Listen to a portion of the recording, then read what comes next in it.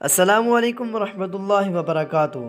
ناظرین، ملک اسحاق رحمہ اللہ 1959 29 جولائی 2015 لشکر جھنگوی تنظیم کے بانی و سابقہ امیر تھے۔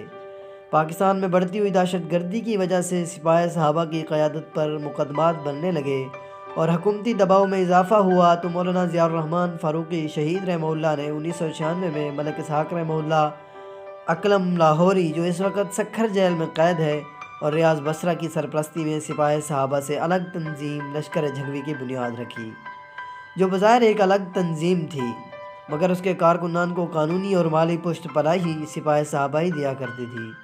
اس تنظیم کو پاکستان، امریکہ، یورپی یونین، آسٹریلیا وغیرہ نے دہشت گرد تنظیم قرار دے رکھا تھا، اور پاکستان میں اس کی سرگرمیوں پر قانونی طور پر پابندی ہے۔ ملک اسحاق رحمہ اللہ آخری 3 سال زیر حراست و نظر بند رہے۔ 29 جولائی 2015 کو پنجاب پولیس ان کو اسلحہ برآمدگی کے لیے لے کر گئی، جہاں پر پہلے سے موجود افراد نے پولیس پر گولیاں چلائیں۔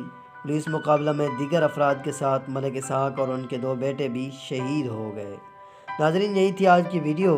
اگر ویڈیو اچھی لگی ہو تو اس ویڈیو کے بارے میں ایک کومنٹ ضرور دیجیے گا اور چینل کو سبسکرائب کرنا نہ بھولیے گا۔ والسلام۔